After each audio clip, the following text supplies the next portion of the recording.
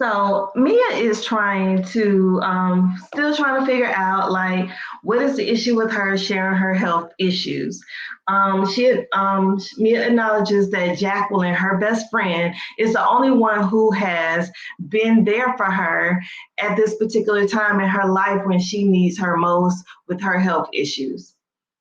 So Jacqueline interjects and says, when you're going through something, sometimes everything is not going to be clear. Everything is not going to be perfect, So she doesn't understand why the ladies are coming at Mia about how she did her post. So Wendy decides to walk over because her and Candace are on the other side. Let me see. Here we go. So Wendy is on the other side of the spring form fling or whatever it's called. So her and Candace are on the other side. She sees a scuffle going on, so she decides to come over and see what's going on.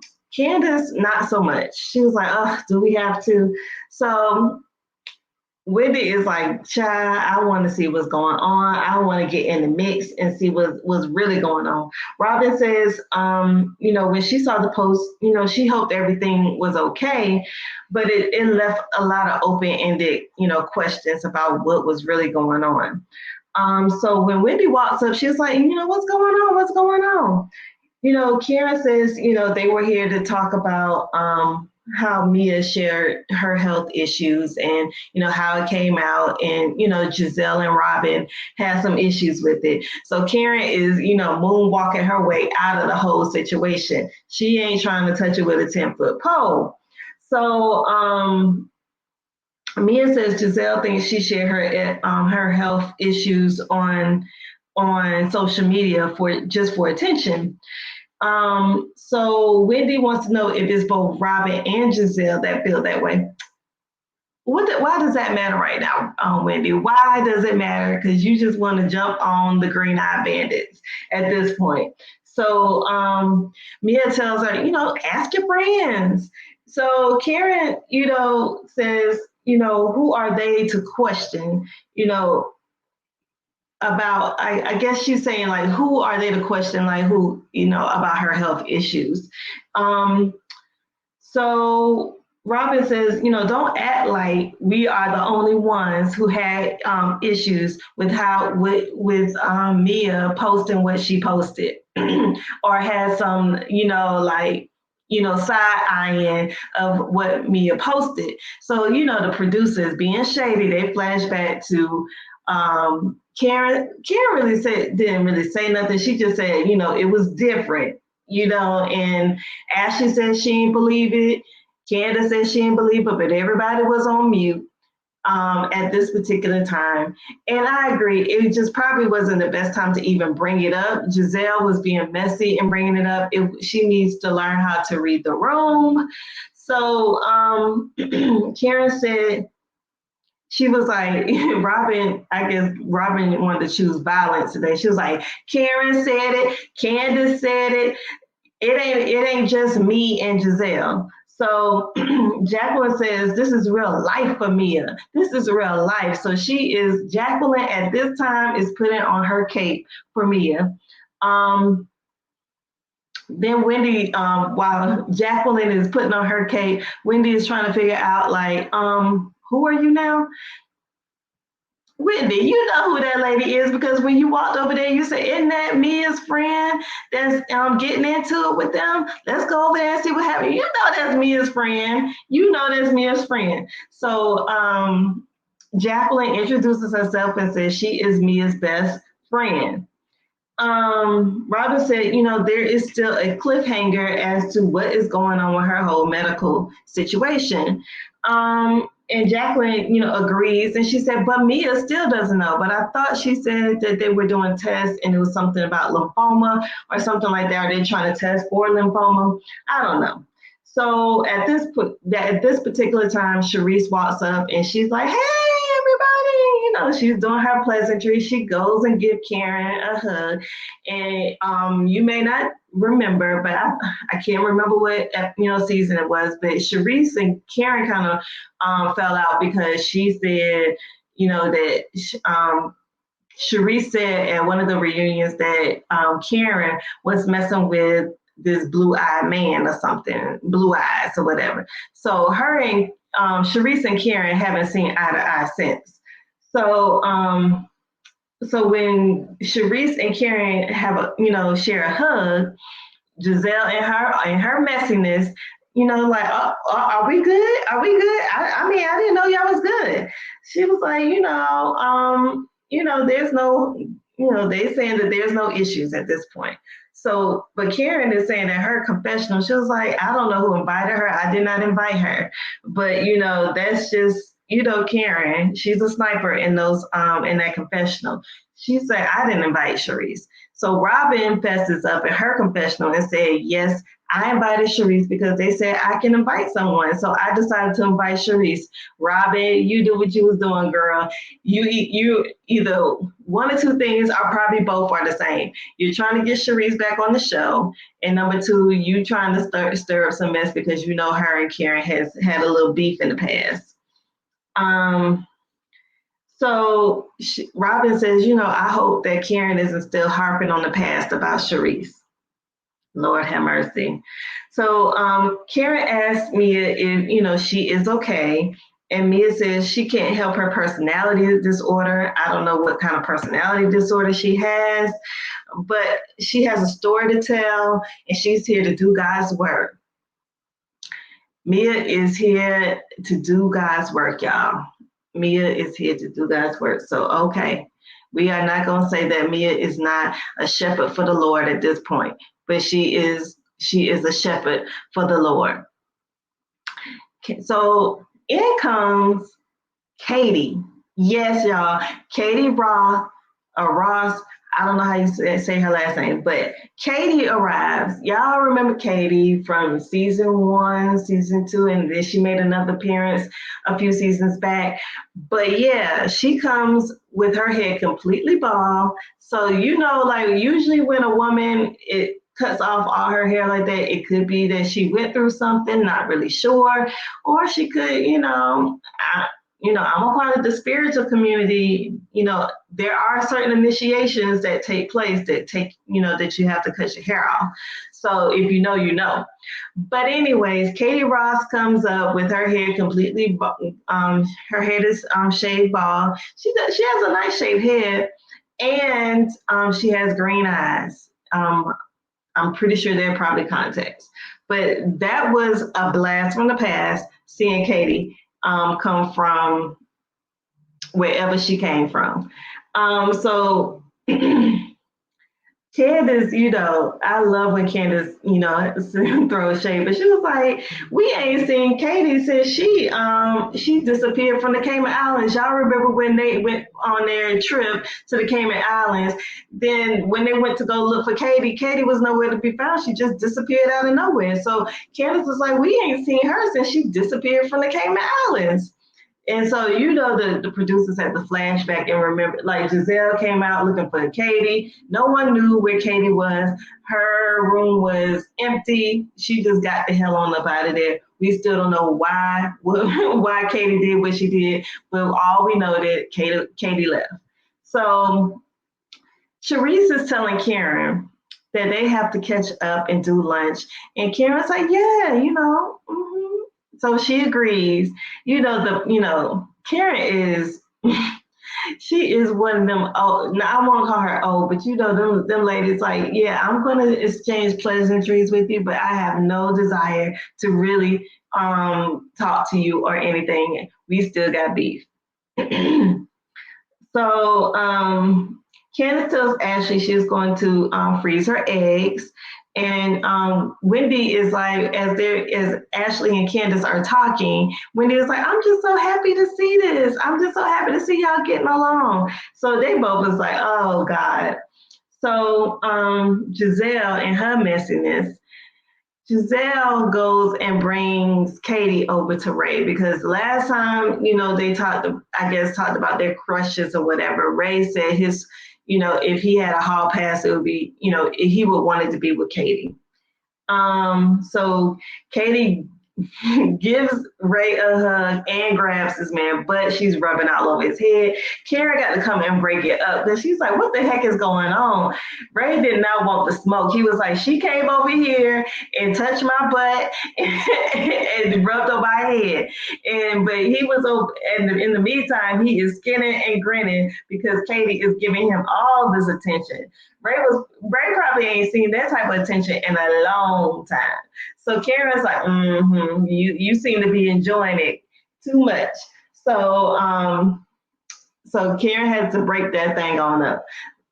After that, Karen gives her speech. You know, she's the grand dame and everything. So she gives her speech at her party. And then she was like, the grand dame is back. Now, where everybody's trying to figure out, including me, where did the grand dame go? Like, did she go to what's the little her little county in Virginia? I forgot what it's called, but Hobo. No, it ain't Hobo. Whatever the county she's from, I don't know if she's talking about that, but she said the grand dame is back. I don't know. No one knows where Karen went. So we're glad to have you back, Karen. I can say for myself, I'm glad to have you back. Um, Robin is riding in the car with her boys, and they are so handsome. The oldest one looks just like Juan. The youngest one, I can see Juan and Robin a good mixture, but the oldest one definitely looks a lot like Juan. So Wendy is also, she's trying to teach her boys how to cook because she said you got to know how to cook. And you know, her husband was like, yeah, you need to cook because you can't depend on your wife cooking for you. So he throwing shade from the side.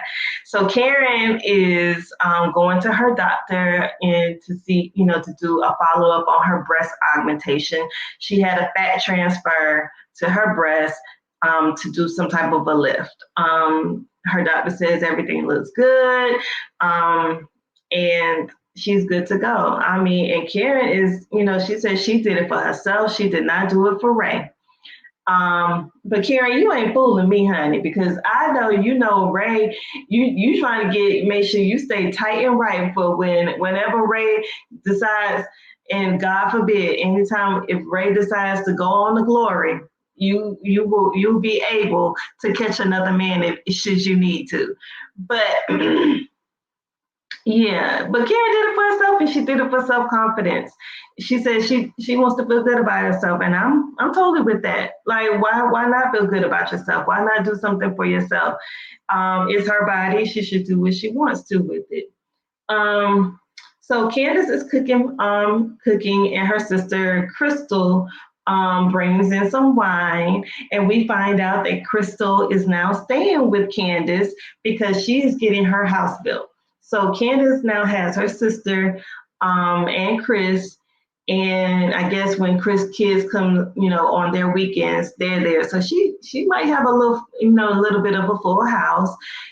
Candace is still in school, and she is telling her sister that she's also planning on starting a family at the end of the year, and she's going to also freeze her eggs just in case she wants to, you know, if she it's like a backup plan, which I think is very smart to do, just because, you know, now I think she's like around 35, so this is the prime time to do it, to make sure she gets a lot of viable eggs, and hopefully there is no issues, and that she gets, you know, what she desires. But I really think that Candace is making a smart decision. So moving on, Ashley is having a play date with her friend Deborah and her son Hero. And so Hero and Dylan have met each other at one of those mommy and me type play things. I never did one of those. I don't know why I didn't do them. But yeah, I didn't get into any of those when I had my little one, when he was an infant. But if I, you know, should I do it again? I would probably do one of those mommy and me, so you can, you know, just get out, and, you know, you're not just stuck in the house with you and the baby and stuff like that. But so her and Deborah talk about her separation, you know, with Michael, and how she's been feeling.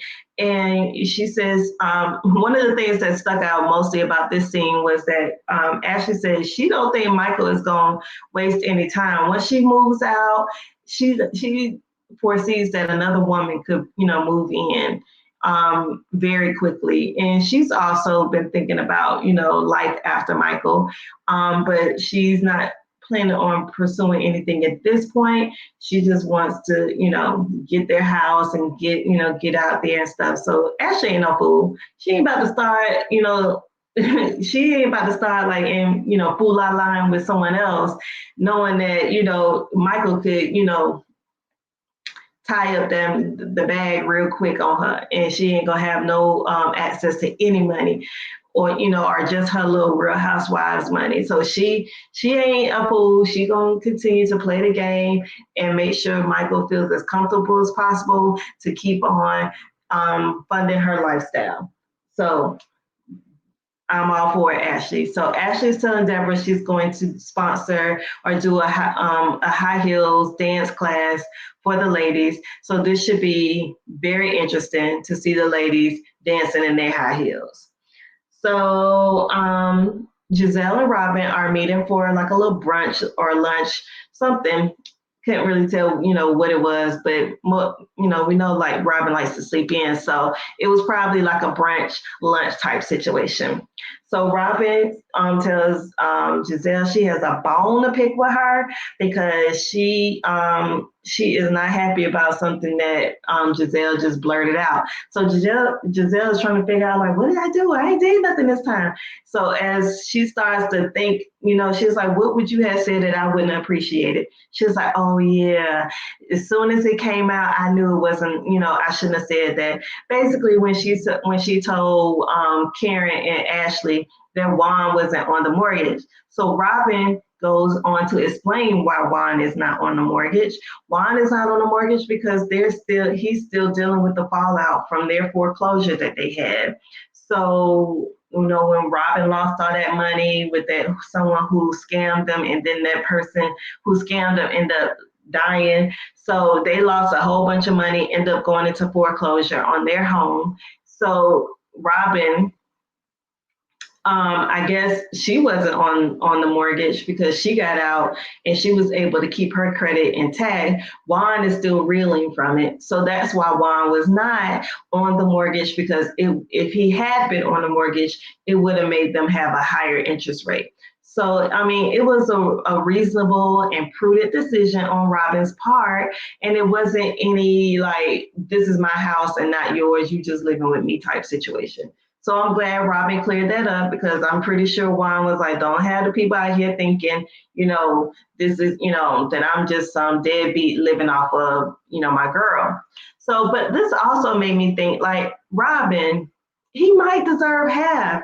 You got this man still going through foreclosure and dealing with his whole credit situation. And now you see the light, or you're in the light. You made it through the dark times, and now you're like, my money is my money. I think Juan might deserve half. What y'all think? Comment down below. So Robin tells Giselle that Ashley and Chris, Ashley said that Chris DM'd her. When her and Ashley was hanging out, Ashley spoke about Chris DMing her and commented on one of her stories, and it said that, she said that she was out with her friend, and I guess she said where she was out, and Chris DM'd her and said, you should have, well, he really commented on her story and said that she should have came to the W. Now, at this time, Ashley's like, why would he tell me to come to the W and Candace is not there? Like, that doesn't make sense to me. That I can understand that. So Robin has to tell Ashley, well, Chris is the GM, general manager at the restaurant at the W. So that's probably why he said that. I don't think he meant anything by it. He just, he's trying to get his, the people, learning about his restaurant. So this is, and I'm totally with Robin on this. Like, I feel like when he reached out to Ashley, if you're going to tell somebody about a restaurant you're at and give that restaurant notoriety, I'm your boy, hook me up too. Maybe he should have kind of gave Ashley the backstory so she wouldn't have thought of anything like that. But I'm assuming Chris is like, not even thinking like Ashley is thinking that it's something sketch about it or shady. So in Giselle fashion, she is saying, no, he did slide into her DMs. And Robin is like, nah, I just think he's friendly. Has nothing to do with anything like that. So Giselle says she had the whole situation with Chris sliding into her DMs. She said, although, it's been innocent, um, she also made mention of after the reunion, Chris wanted to talk to her, and Chris told her, they went back, she assumed that her glam was still back in her room, which when they got back to the room, they were not. And Chris wanted to, have a side conversation with Giselle about Candace. Giselle said she doesn't even remember what all was said, but she just knew she felt uncomfortable. So Robin is telling Giselle like it wasn't even like that. Ain't nothing was said, nothing crazy was said. So I don't even know why you're taking it like that. And so, Robin is just like, he started talking about his issues with Candace, and Giselle says she doesn't like the optics of her being in the room with a married man. So Robin doesn't see anything wrong. She says he did nothing inappropriate, but Giselle is calling Chris a sneaky link. Now, this is where I have a bunch of opinions, and I might be twerking on the fence, but I can see where Giselle is talking about that, her coming from a cheatation type situation with Jamal. Um, Allegedly, I don't know if I should say allegedly, but that's what she's saying. She came from a situation where she was cheated on, and she just is very hyper aware of what things look like because she doesn't want to be put in that situation. I totally agree with you. I totally agree with Giselle. Sometimes you just have to make sure that, especially when a man is married, that you should just make sure that everything is on the up and up because, things can be left. Cameras are always rolling at Bravo. So if they would have saw Chris going into Giselle's room, they could have spun it to be any type of way, and it wasn't. However, at the same time, you always have to look at someone's intentions. And I don't think Chris had any bad intentions. She even said she didn't think Chris had any bad intentions. She was just uncomfortable with the optics of it all. And I don't think that Chris meant anything by it. So that's why I don't agree with her making this thing a big deal. And Giselle is always coming for someone's marriage. Like, girl, she's gonna have some bad karma when it comes to if she decides to get married again, because this right here, the seeds that she's sowing in people's marriage and discord and stuff that she's trying to sow is not going to bode well for her. Please believe what goes around comes around. But I just don't think she should be putting that type of narrative out there about Chris. It's like they did the same thing with Michael, which, I believe a lot of that was warranted, but Chris don't deserve that. Chris wasn't trying to do anything. You even said he wasn't trying to do anything. So why are you trying to blow it up, Giselle? It doesn't even make sense. I get what you're saying about, being the optics of it all, but also know the intention. And if you felt that uncomfortable, why you just didn't say that to Chris at that time and say, Chris, now I'm not married and you're married and we are in this whole Bravo type situation. Let me bring Robin in and we can discuss it all together so it can just look a little bit better, because I don't want to cause no problems with Candace or something. Like, you could have said something, or like, let me keep this door open so everybody know that nothing is going on and we're just sitting here talking as friends. It's so many ways she could have handled that. But moving on, Karen and Ray talk about her augmentation.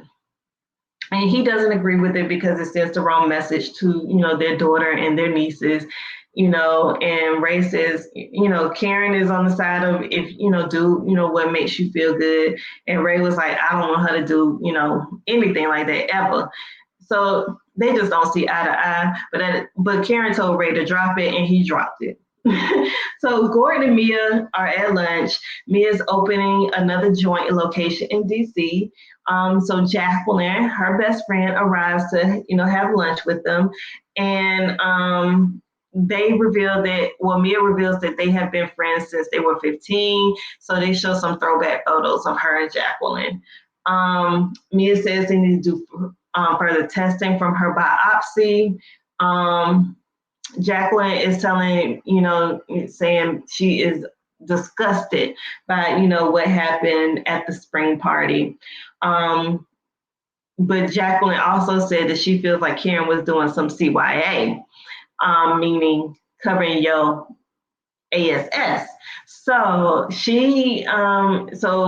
and I can kind of see that because I don't really think Karen said anything, but I definitely think she was like, Karen is giving Mia the side eye, but she don't really want Mia to know she's giving her the side eye. She just like, okay, that I wouldn't have handled it like that. And so, come to find out, Karen sent Mia a text prior to her coming, inviting her to the party, which she was on her way to. And then she says, I just want to give you a heads up. The ladies were talking about your situation and, it may be brought up.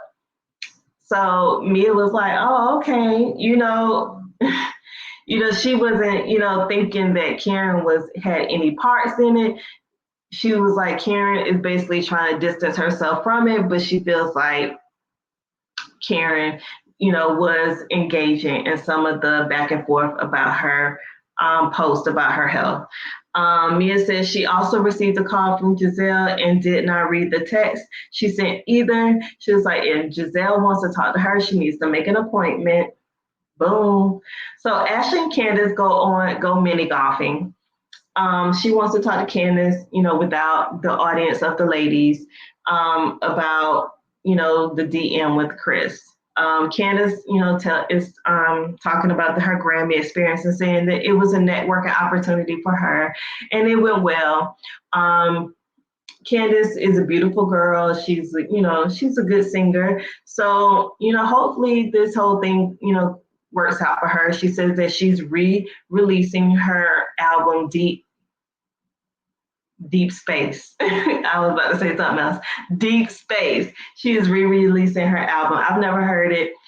Comment down below and say if you've heard her album. Is it good or not? I don't know. I might try to listen to it and see, how I feel about it. So Ashley tells Candace about Chris DMing her at 2:42 in the morning. Candace was like, okay, now let me not react. She was like, so what did you think, from the text and or the DM? Ashley said she thought, he wanted to holler at her friend.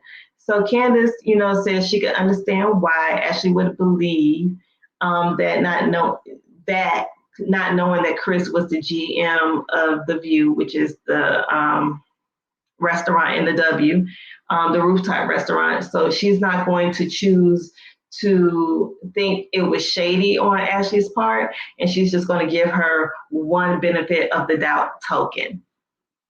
That is so nice of you, Candace, because Candace it could have gone left because their history can get really rocky. But I do remember when Candace told Ashley about the whole Michael Darby situation. So she, she's going to give her the benefit of doubt that she didn't know, and I don't think Ashley knew about it. But I'm glad Ashley told her and was upfront with her. Now it's out there and they can move on. Nothing sinister happened. Chris is just trying to get people to come into his establishment. He's just trying to bring notoriety to the establishment. For marketing, if he knows her friends, the housewives are partying at the View at his restaurant, then that's going to make people want to come and possibly see Candace or Ashley or whomever at his establishment. So that's what he's just trying to do. He's not trying to do anything crazy. So Ashley is at her event, her high heel dancing event. So she's bringing her cupcakes. And Robin is the first to arrive. And we all know Robin is habitually late. So it says a lot for Robin to be the first to arrive. And then Giselle came right after her Beyonce wig. At least that's what she says it is. So Ashley said, make sure that wig is on tight. And I'm hoping it was. It wasn't the best wig, but we can't expect much from Giselle. We just can't. We just really can't. So Robin asked, if she should be avoiding if well, Karen does text Ashley and said that she has a 102 fever and she won't be there. Robin thinks that Karen could be avoiding Sharice because from what she understands, Sharice has reached out to her to do lunch and Karen has not gotten back to her about that. So Giselle thinks Karen doesn't want Sharice to spill her tea. I don't know why would Sharice want to have lunch with her to spill, to talk about her tea or whatever? Or maybe I guess they want to go back to, she doesn't want to revisit the conversation about old blue eyes. So Ashley says she's not drinking, she's trying to raise her vibration. Boy, everybody's talking about raising vibrations now these days. So she wants to raise her vibration and not drink. Totally get it. As she tells Giselle, her approach at the spring fling was really accusatory. So at this time, as they're about to get into the conversation, Sharice arrives in her Versace. So they get back to talking about it after, they make pleasantries with Sharice. They get back to the conversation and Giselle says, you just don't have a house with a man that you're getting a divorce with. It just does not make sense. So Ashley was like, well, didn't you get back with Jamal? So why are you harping on me about the whole situation of getting a house with Michael? I just don't understand it. And she was like, Ashley said she didn't realize there was a statute of limitations about having affection. They could get back together. Giselle was like, are you getting back together? She was like, well, we could, you know. So as Ashley gets to explaining the whole situation, it basically boils down to she's getting the house with Michael because Ashley wants a nice house. And I'm assuming that the house she's looking at is in the $2 million range. So she can't afford said house by herself. She needs Michael's credit on there or Michael's name on there so she can afford the house and get the house that she wants for her kids. So it's basically her wanting to just get whatever she wants to get for her kids and having Michael to sponsor her on that. Sharice said, I don't see a problem with that. I support you on that. It's to each their own. Now, the only thing I would be scared of, and maybe she needs to get something in writing, I don't want Michael to be able to, throw her out. And I don't know what they would do, in a divorce situation. Usually in a divorce, you have to dissolve what you have together, or maybe you don't. But usually you dissolve situations and you end up having to split things up or getting whatever money from the sale of it. So I would just hate for Ashley to have to get in this house and go through with the divorce, and then next thing she has to move her and her kids out and she has to leave this dream home that she wants. I would just hope that wouldn't be the case for her. Hopefully she's getting things in writing because like we heard on Watch What Happens Live last week, her prenup, the verbiage in her prenup was a little tricky. So I'm hoping that's not going to be the case with her.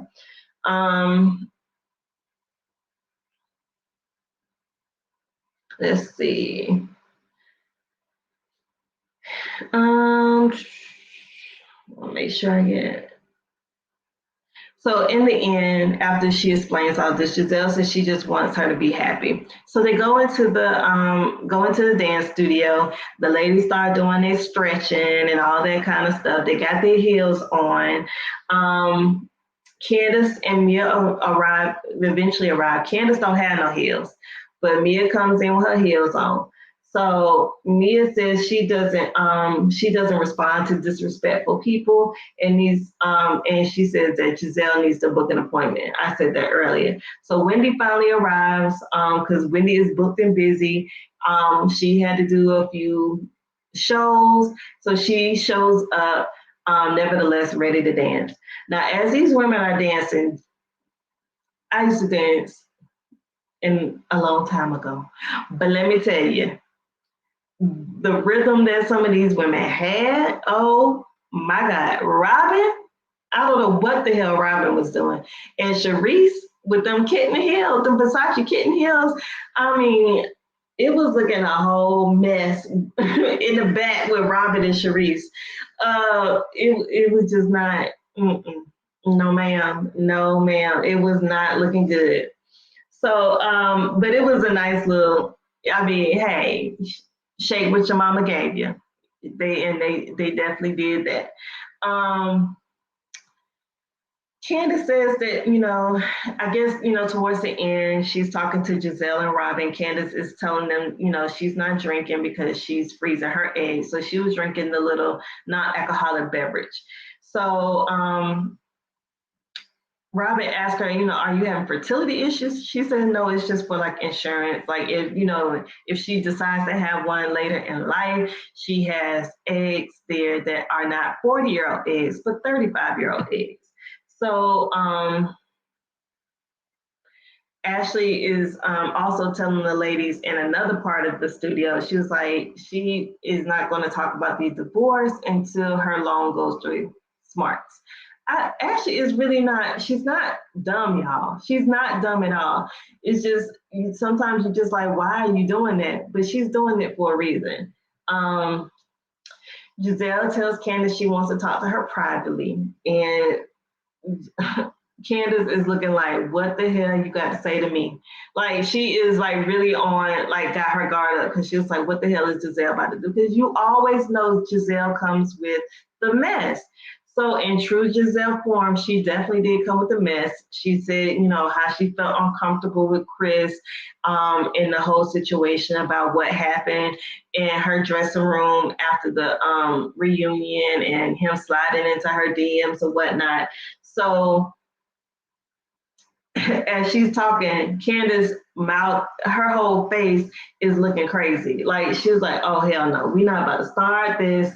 She was like, "But you don't feel, and he didn't do anything to you, and you don't feel uncomfortable." Oh no, I don't feel uncomfortable. Nothing, nothing happened. It wasn't to that level, but I just wanted to let you know, that what he did make me feel uncomfortable.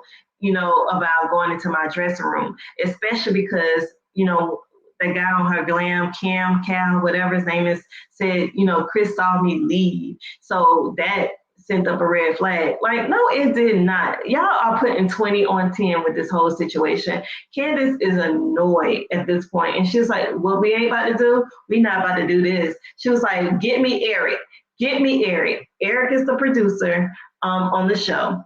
And so she gets to Eric. She was like, what you will not do is put my husband out here and try to make him look bad. We not about to run that narrative. Not on this season. We not about. She said, we got Michael Darby for the for the shenanigans.